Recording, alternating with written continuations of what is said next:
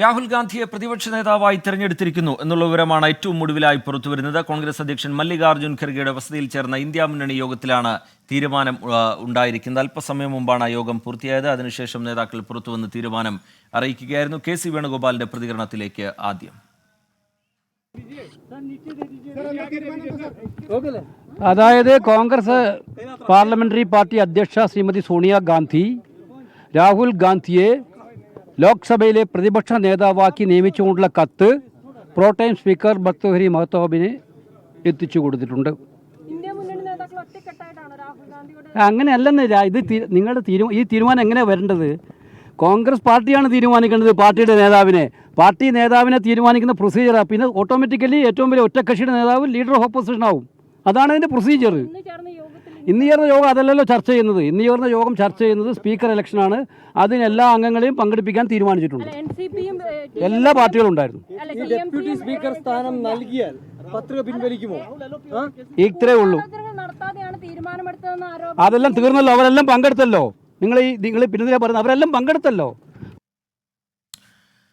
രാഹുൽ ഗാന്ധിയെ ലോക്സഭയിലെ പ്രതിപക്ഷ നേതാവായി തെരഞ്ഞെടുത്തിരിക്കുന്നു. കോൺഗ്രസ് നേതാക്കളുടെ കൂടിയാലോചനകൾക്ക് ശേഷം സുപ്രധാനമായ തീരുമാനത്തിലേക്ക് എത്തിയിരിക്കുന്നു കോൺഗ്രസ് നേതൃത്വം. ഇന്ത്യ മുന്നണി നേതാക്കളുമായും ഈ വിഷയം സംസാരിച്ചു കഴിഞ്ഞിട്ടുണ്ട് എന്നാണ് കോൺഗ്രസ് നേതാക്കൾ വ്യക്തമാക്കുന്നത്. അച്യുതൻ ചേരുന്നുണ്ട് വിവരങ്ങളുമായി. അച്യുതൻ, രാഹുൽ ഗാന്ധിക്ക് കീഴിൽ ശക്തമായ പ്രതിപക്ഷമായി നിൽക്കും എന്നുള്ള സൂചന നേതാക്കൾ നൽകുന്നു.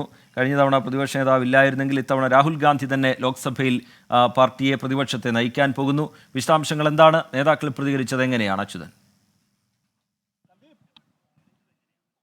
റിജിത്ത്, തീർച്ചയായിട്ടും കാര്യം ഇത്തവണത്തെ ഈ 18ാം ലോക്സഭയിലേക്ക് വരുമ്പോൾ ഇവിടെ വ്യക്തമായ ഒരു ഭൂരിപക്ഷം അത് പ്രതിപക്ഷത്തിന് ഉണ്ട്. അതുകൊണ്ട് തന്നെയാണ് ഈ പ്രതിപക്ഷ നേതാവ് ആരാകണം എന്നുള്ള അത് ആരാകുമെന്നത് സംബന്ധിച്ചുള്ള ചോദ്യങ്ങൾ തുടക്കത്തിൽ തന്നെ ഉയർന്നത്. അങ്ങനെ കോൺഗ്രസിലെ പല നേതാക്കളും രാഹുൽ ഗാന്ധി തന്നെ ആകണമെന്ന് പറഞ്ഞപ്പോഴും രാഹുൽ ഗാന്ധി അതിൽ ആ ഒരു എതിർപ്പ് അറിയിച്ചതായാണ് അറിയാൻ കഴിഞ്ഞത്. പക്ഷേ ഒടുവിൽ എന്തായാലും ആ തീരുമാനത്തിനൊത്ത് മാറിയിരിക്കുന്നു. അതായത് രാഹുൽ ഗാന്ധിയാണ് ഇപ്പോൾ പ്രതിപക്ഷ നേതാവായി ലോക്സഭയുടെ പ്രതിപക്ഷ നേതാവായി തെരഞ്ഞെടുത്തിരിക്കുന്നത്. അത് കോൺഗ്രസ് പാർട്ടിയാണ് ആ ഒരു തീരുമാനത്തിലേക്ക് എത്തിയത്. നേരത്തെ കെ.സി. വേണുഗോപാൽ സൂചിപ്പിച്ചതുപോലെ തന്നെ പ്രതിപക്ഷത്തെ ഏറ്റവും വലിയ കക്ഷി എന്ന നിലയിൽ അത് കോൺഗ്രസിന് തന്നെ തീരുമാനിക്കാൻ കഴിയുന്ന ഒന്നാണ്. ആ ഒരു തീരുമാനത്തിലേക്ക് കടന്നുകൊണ്ടാണ് രാഹുൽ ഗാന്ധിയെ പ്രതിപക്ഷ നേതാവായി ഇപ്പോൾ തെരഞ്ഞെടുത്തത്. പാർലമെന്ററി പാർട്ടി അധ്യക്ഷ സോണിയാഗാന്ധിയാണ് ഈ വിവരം അറിയിച്ചുകൊണ്ടുള്ള കത്ത് പ്രോടൈം സ്പീക്കർക്ക് കൈമാറിയത്. എന്തായാലും നാളെ അത് പ്രോടൈം സ്പീക്കർ ഈ സഭ തുടങ്ങുമ്പോൾ അറിയിക്കും. ആരാണ് പ്രതിപക്ഷ നേതാവ്, ഇനി അങ്ങോട്ടുള്ള സഭാ കാലയളവിൽ പ്രതിപക്ഷത്തെ നയിക്കുന്നത് ആരാണ് എന്നുള്ള തരത്തിലുള്ള കാര്യങ്ങൾ പ്രോടൈം സ്പീക്കർ തന്നെ നാളെ എന്തായാലും സഭ ആരംഭിക്കുമ്പോൾ അറിയിക്കും. അതിലെന്തായാലും ഒരു വ്യക്തത ഉണ്ടായിരിക്കുന്നു. കാരണം സ്പീക്കർ തെരഞ്ഞെടുപ്പുമായി ബന്ധപ്പെട്ട് അതിൽ പെട്ടെന്ന് അപ്രതീക്ഷിതമായിരുന്നു ഇന്ത്യ സഖ്യം സ്ഥാനാർത്ഥിയെ നിർത്തുന്നത്.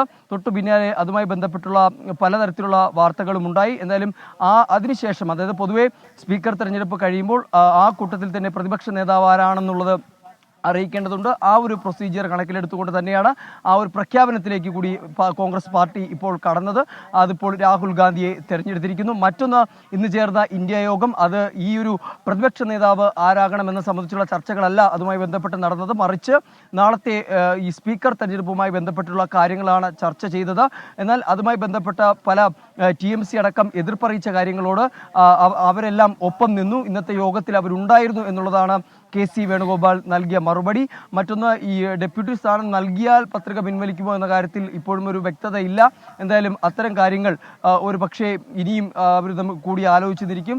എന്തായാലും നേതാക്കളുടെ ഒരു പ്രതികരണത്തിൽ ഡെപ്യൂട്ടി സ്പീക്കർ സ്ഥാനം പ്രതിപക്ഷത്തിന് നൽകിയേക്കില്ല എന്ന സൂചന തന്നെയാണ് ഭരണകക്ഷി നൽകുന്നത് എന്നുള്ള വിവരങ്ങളാണ് പ്രതിപക്ഷ നേതാക്കളിൽ നിന്നും മനസ്സിലാക്കാൻ കഴിയുന്നത്. എന്തായാലും നാളെ സ്പീക്കർ തെരഞ്ഞെടുപ്പ് നടക്കാനിരിക്കെ വീണ്ടും ഒരു അപ്രതീക്ഷിതമായിട്ടുള്ള ഒരു പ്രഖ്യാപനമാണ് കോൺഗ്രസിന്റെ ഭാഗത്തുനിന്ന് ഉണ്ടായിരിക്കുന്നത്. പ്രതിപക്ഷ നേതാവ് രാഹുൽ ഗാന്ധി എന്നുള്ള സ്ഥിരീകരണം അത് പാർട്ടി തന്നെ നൽകിയിരിക്കുന്നു. ഇനിയുള്ള ഈ ലോക്സഭ സമ്മേളന കാലയളവിലായിരുന്നാലും ഇനിയുള്ള 5 വർഷവും പ്രതിപക്ഷത്തെ നയിക്കുന്നത് രാഹുൽ ഗാന്ധി തന്നെയായിരിക്കും. റിജിത്ത്, അച്യുതൻ, വലിയ കക്ഷി എന്നുള്ള നിലയിൽ അത് കോൺഗ്രസിന്റെ തീരുമാനമാണ് ആര് പ്രതിപക്ഷ നേതാവാകണം എന്നുള്ള കാര്യത്തിൽ. രാഹുൽ ഗാന്ധി എന്നുള്ള പേരിലേക്ക് അത് എത്തുകയും ചെയ്യുന്നുണ്ട്. ഇന്ത്യ മുന്നണി നേതാക്കൾ പൊതുവെ ഈ തീരുമാനത്തെ ഏത് തരത്തിലാണ് കാണുന്നത്? രാഹുൽ ഗാന്ധി എന്ന പേരിനോട് പൂർണ്ണാർത്ഥത്തിൽ യോജിക്കുന്നുണ്ടോ പ്രധാനപ്പെട്ട മുന്നണി നേതാക്കളെല്ലാം തന്നെ? ഒപ്പം തന്നെ ഇന്നത്തെ പ്രധാനപ്പെട്ട ഇന്ത്യ മുന്നണി യോഗത്തിലെ അജണ്ട അത് അച്യുതൻ സൂചിപ്പിച്ചു. സ്പീക്കർ തെരഞ്ഞെടുപ്പുമായി ബന്ധപ്പെട്ടായിരുന്നു. അതൊരു ഇപ്പോൾ ഈ ഡെപ്യൂട്ടി സ്പീക്കർ സ്ഥാനം നൽകിയാൽ പത്രിക പിൻവലിക്കുമോ എന്നുള്ള ചോദ്യത്തിനൊന്നും ഇപ്പോഴും കൃത്യമായൊരു ഉത്തരം നേതൃത്വത്തിൻ്റെ ഭാഗത്തു നിന്ന് വരുന്നില്ല. അതുപോലെ കൊടിക്കുന്നിൽ സുരേഷിൻ്റെ സ്ഥാനാർത്ഥിത്വം അത് ഏകപക്ഷീയമാണ് എന്നുള്ള വിമർശനം തൃണമൂൽ കോൺഗ്രസ് ഉയർത്തിയ ഒരു പശ്ചാത്തലമുണ്ട്. ഈ വിഷയങ്ങളിലുള്ള ചോദ്യങ്ങൾക്ക് നേതാക്കൾ കൃത്യമായ ഉത്തരം നൽകുന്നുണ്ടോ അച്യുതൻ?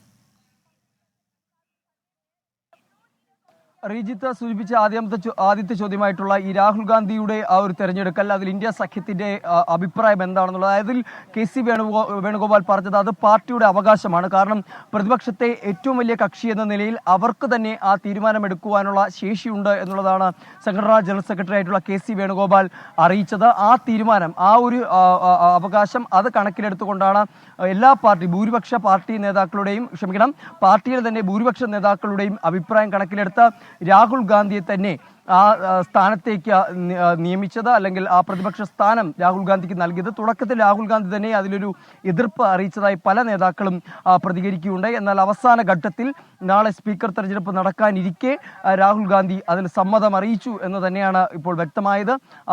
ആ കാര്യം വ്യക്തമാക്കിക്കൊണ്ട് പാർലമെന്ററി പാർട്ടി അധ്യക്ഷ സോണിയാഗാന്ധി പ്രോട്ടേം സ്പീക്കർക്ക് കത്ത് നൽകിയിട്ടുണ്ട്. എന്തായാലും ആ കത്തിന്റെ വിശദാംശങ്ങൾ നാളെ പ്രോട്ടേം സ്പീക്കർ സഭ ആരംഭിക്കുമ്പോൾ തന്നെ ആ കാര്യം വ്യക്തമാക്കും.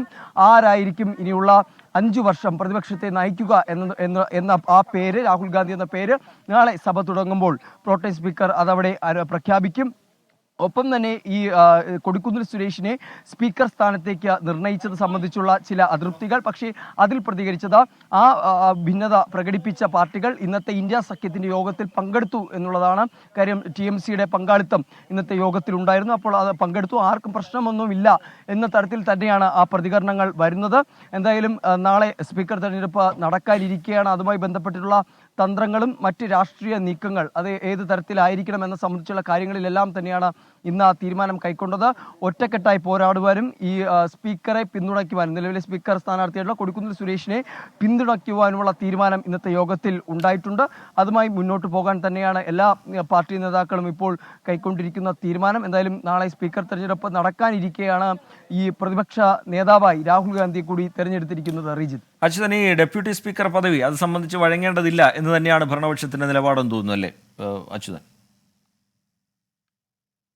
തീർച്ചയായിട്ടും ആ സൂചന തന്നെയാണ് പ്രതിപക്ഷ നേതാക്കളിൽ നിന്നും വ്യക്തമാവുന്നത്. കാരണം നമ്മൾ ആവർത്തിച്ച് അത് ചോദിക്കുന്നുണ്ട്. ഡെപ്യൂട്ടി സ്പീക്കർ സ്ഥാനം നൽകിയാൽ എന്തായിരിക്കും ഇനി ഉണ്ടാവുന്ന ഇന്ത്യ സഖ്യത്തിന്റെ ഭാഗത്തു ഉണ്ടാവുന്ന നീക്കം? അതിലവർ പറയുന്നത് ഭരണകക്ഷിക്ക് ആ ഡെപ്യൂട്ടി സ്പീക്കർ സ്ഥാനം നൽകാൻ താല്പര്യമില്ല എന്നുള്ള സൂചനകളാണ് ലഭിക്കുന്നത്. കാര്യം ഇന്നലെ രാജ്നാഥ് സിംഗ് ഖാർഗെ വിളിച്ചിരുന്നു. അതിനുശേഷം ഇന്ന് 10 മണിക്ക് തീരുമാനം പറയാമെന്ന് അറിയിച്ചെങ്കിലും അതിലൊരു തീരുമാനം ഉണ്ടായിട്ടില്ല. തുടർന്നാണ് സ്പീക്കർ സ്ഥാനത്തേക്ക് കൊടിക്കുന്നിൽ സുരേഷിനെ കൊണ്ടുവരുന്നത്.